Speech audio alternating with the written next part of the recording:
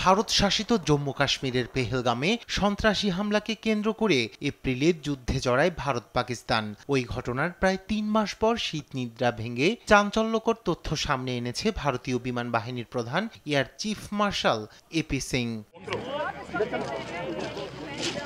শনিবার বেঙ্গালুরুতে এক অনুষ্ঠানে যোগ দিয়ে এপি সিং দাবি করেছেন, সংঘর্ষে ভারতের S-400 surface two air missile system ব্যবহার করে পাকিস্তানের বেশ কয়েকটি বিমান ধ্বংস করা হয়। এর মধ্য দিয়ে প্রথমবার পাক বিমান ক্ষয়ক্ষতি নিয়ে বিস্তারিত তুলে ধরল দেশটি।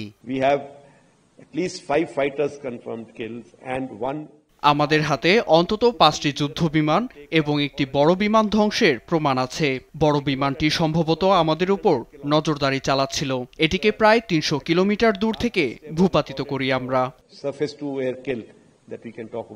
পাকিস্তানের যুদ্ধ বিমান ও সামরিক বিমান ভূপাতিত করার ঘটনাটিকে ইলেকট্রনিক ট্র্যাকিং এর ডেটা থেকে নিশ্চিত হওয়া গেছে বলেও দাবি করেন ভারতীয় বিমান বাহিনীর প্রধান।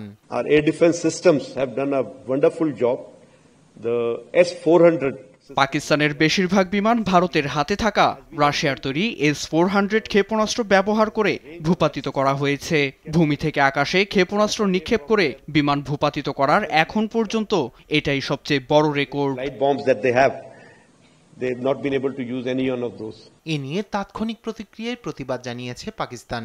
নয়াদিল্লির দাবিকে হাস্যকর, রাজনৈতিক উদ্দেশ্য প্রণোদিত এবং যুদ্ধ পরবর্তী প্রোপাগান্ডা উল্লেখ করে নিন্দা জানিয়েছেন প্রতিরক্ষা মন্ত্রী খাজা আসিফ। উভয় দেশের বিমান ক্ষয়ক্ষতির একটি স্বাধীন তালিকা তৈরির আহ্বানও জানান তিনি। পাকিস্তানের সঙ্গে মুখোমুখি লড়াইয়ে ফ্রান্সের তৈরি অত্যাধুনিক রাফাল, রাশিয়ার সুখোই সহ 5টি যুদ্ধ বিমান হারিয়ে আন্তর্জাতিক মহলে ভাবমূর্তি হারায় মোদী সরকার।